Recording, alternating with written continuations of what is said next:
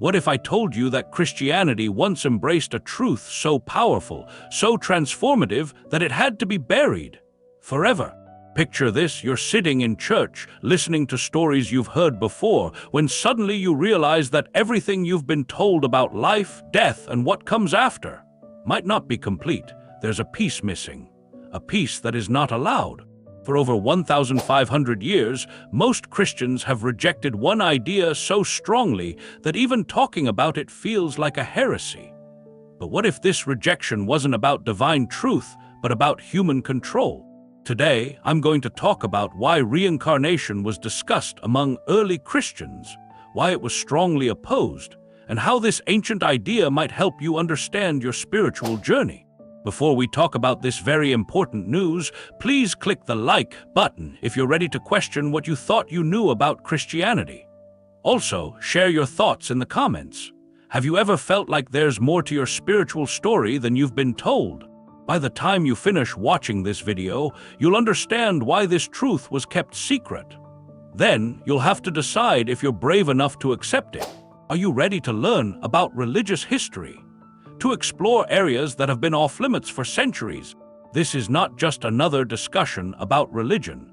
This is about being free. Free yourself from the limits on your spiritual understanding. Don't be afraid to ask the important questions. Think about it. Have you ever thought about how unfair life can be?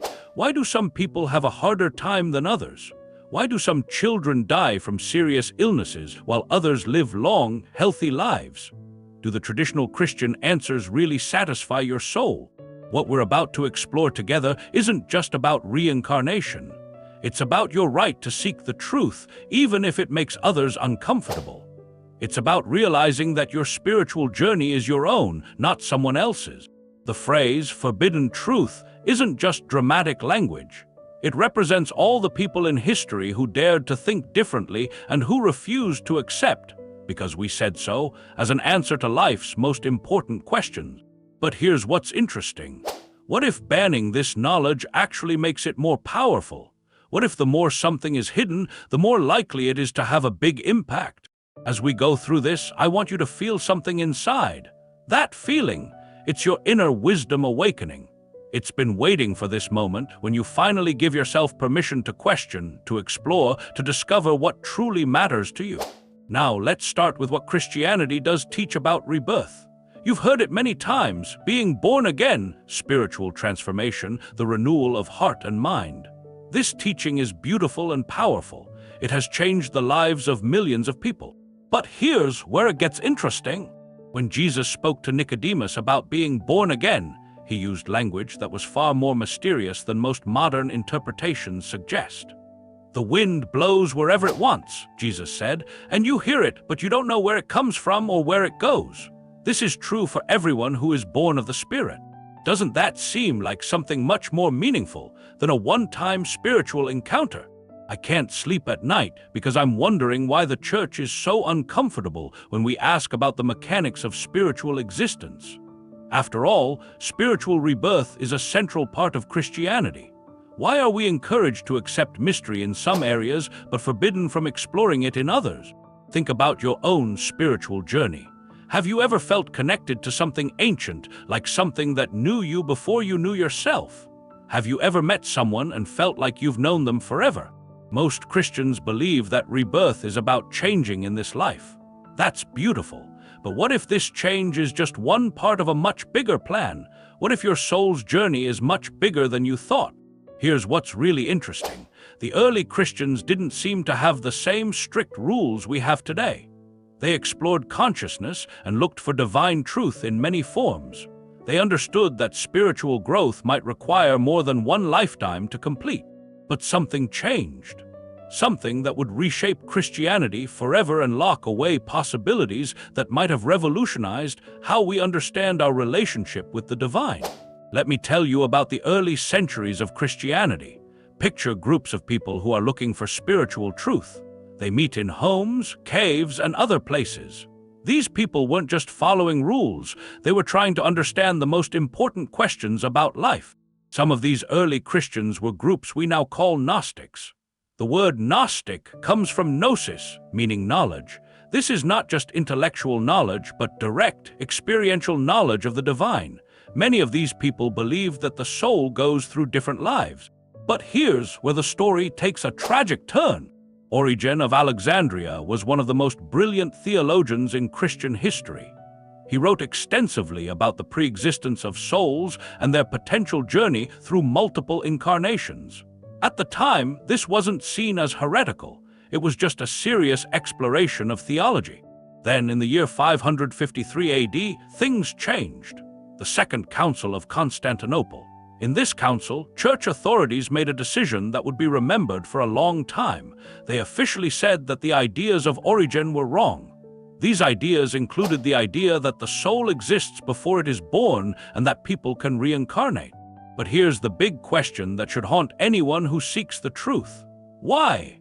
Why was this knowledge considered so dangerous that it had to be removed from Christian thought? Think about it, if reincarnation was false, wouldn't the truth naturally overcome the falsehood? Why did it require official approval? Why did church leaders feel threatened enough to use their institutional power to suppress these ideas? The more I study this history, the more I realize we're not just looking at disagreements about religious beliefs. It seems like a fight for control. There was a fight between two groups. One group wanted to control spiritual truth.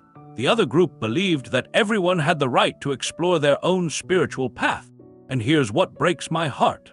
In silencing these voices, in declaring this knowledge forbidden, Christianity may have lost one of its most powerful tools for understanding divine justice, cosmic purpose, and the true nature of spiritual growth. What knowledge were you denied? What understanding could have transformed your relationship with God, with others, with yourself? Now, here's where things get interesting. What if I told you that the Bible itself, the very book people use to argue against reincarnation, actually has passages that make perfect sense when you think about reincarnation? Let's start with one of the most interesting examples, John the Baptist and Elijah. Jesus himself said about John the Baptist, "And if you believe it's really him," think about that statement, "he's not like Elijah or carrying Elijah's spirit." Jesus said, "He is Elijah." When Jesus' followers asked him about Elijah's return, Jesus replied, "Elijah has already come, but they did not recognize him." The text then says the disciples understood he was talking about John the Baptist. According to traditional Christianity, John is carrying on Elijah's mission or spirit. But what if Jesus meant exactly what he said? What if John the Baptist was actually Elijah, back from the dead to finish his spiritual mission? Doesn't that way of understanding it actually make the passage easier to understand, more direct and more powerful? But there's more to it. Do you remember the story of the man who was born blind? The disciples asked Jesus, "Rabbi, who sinned, this man or his parents, that he was born blind?" Wait, stop right there. How could the man have sinned before he was born, unless he had lived before? The disciples' question only makes sense if they understood the possibility of pre-existence, of actions in a previous life affecting conditions in this life. They weren't asking a theoretical question. They believed that souls exist before birth. Jesus' response is also fascinating. He doesn't correct their assumption about pre-existence. Instead, he redirects their focus to a divine purpose. Neither this man nor his parents sinned, but this happened so that the works of God might be displayed in him. What if Jesus was saying, yes, souls exist before birth, and there are spiritual laws of cause and effect, but in this case, this man's condition serves a higher purpose?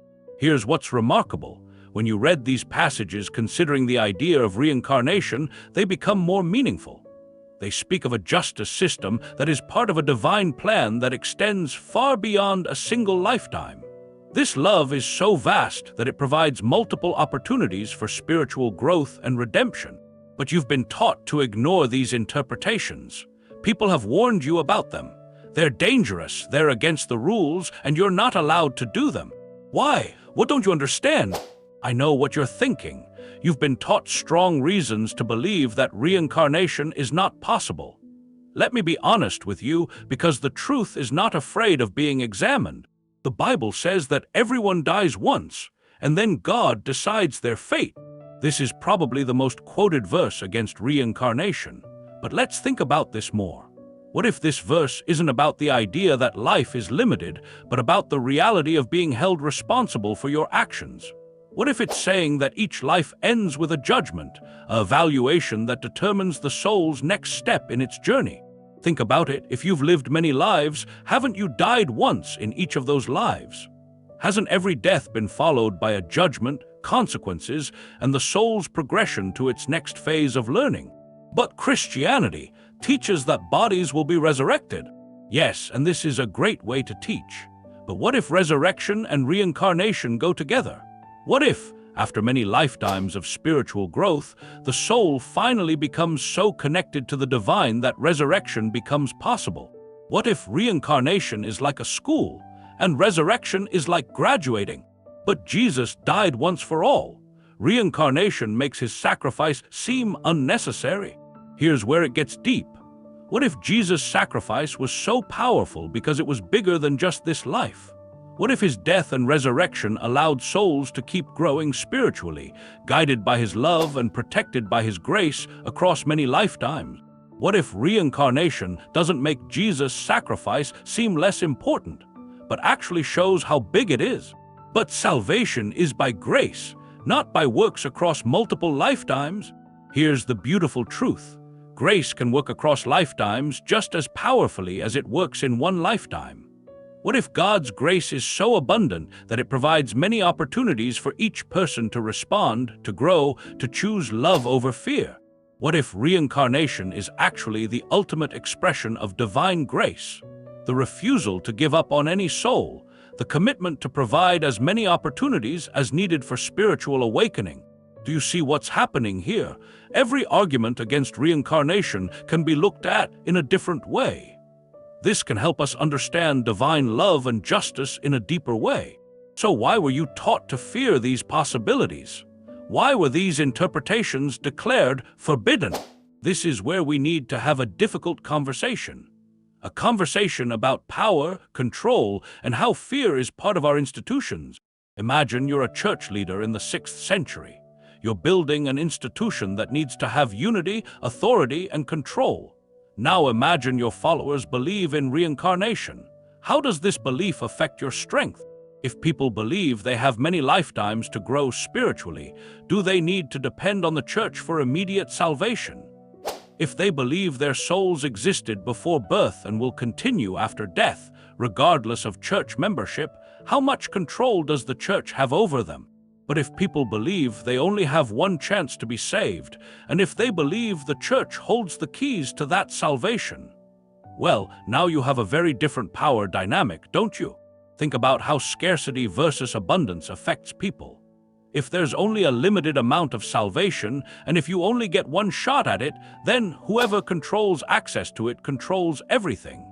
If you have many chances to grow spiritually, you can break free from the control of institutions. Here's what's interesting. Many church councils that condemned reincarnation happened during periods when the church was becoming more powerful politically, setting itself apart as the true Christian church and getting rid of other ideas about Christianity. The suppression of reincarnation wasn't just a religious practice, it was also a political move. It was about creating a belief system that was controlled by institutions instead of being used for individual spiritual growth. But here's the tragedy. By stopping reincarnation, Christianity may have lost one of its most powerful answers to the problem of evil, the question of divine justice, and the mystery of spiritual purpose. Think about the pastoral power of reincarnation. When someone loses a child, when someone suffers an unexplained tragedy, when someone witnesses a terrible injustice, wouldn't it be comforting to know that these things are part of a bigger spiritual journey? Do souls choose the experiences they go through to help them grow? That divine love is so patient that it provides endless chances for healing and growth. Instead, we've been left with explanations that often don't satisfy us. God works in mysterious ways. We can't understand divine justice. Just believe it. What if you didn't have to accept explanations that weren't good enough? What if there was a way to understand this that also respected divine love and fairness to all? Something remarkable is happening in our time. For hundreds of years, it has been illegal, and many institutions and cultures have tried to stop it. Still, millions of people, including Christians, are discovering that reincarnation is a spiritual reality. People who are interested in spirituality, like mystics, theologians, and spiritual seekers, are thinking about these possibilities. They're finding that believing in reincarnation doesn't lessen their love for Jesus. It makes their love for him stronger. It doesn't make their faith weaker, it makes it stronger. Why is this happening now? Why are so many people interested in this ancient wisdom today? I think it's because we're living in a time when many people are becoming more interested in spirituality. We're no longer satisfied with second-hand spirituality. We want to learn from your own experience. We want answers that satisfy both our logical minds and our spiritual hearts. We want a faith that can accept mystery without making us feel like we have to be super smart. People are having experiences that go beyond what is possible in this life. These experiences include memories from past lives, connections with their souls that are not explained by traditional religious beliefs, and spiritual encounters that can't be explained by these beliefs. They're discovering that reincarnation helps them understand these experiences without giving up their Christian faith. Past life regression, which isn't specifically Christian, has helped millions of people understand patterns in their current lives, heal from unexplained fears and traumas, and develop compassion for others by recognizing the complexity of each soul's journey. But here's what's most exciting. People are discovering that believing in reincarnation can make them better Christians. It makes them more compassionate, deepens their understanding of divine love, and motivates them to spiritual growth in ways that thinking about life as a single lifetime never could. When you realize that everyone you meet, even your enemies, is a soul on a spiritual journey, working through lifetimes of experiences and lessons, how can you do anything but love them? When you understand that your spiritual growth may take many lifetimes to finish, how can you not be patient with yourself? When you realize that divine love is so vast, offering endless chances to grow and improve, how can you not trust in the inherent goodness of life? So here we are at the moment of truth. After exploring history, examining religious texts, understanding the political forces that shaped religious beliefs, and witnessing the modern spiritual awakening, what can we conclude? The truth is this: God never really prohibited reincarnation. Humans feared the implications of this for their power structures and therefore forbade it.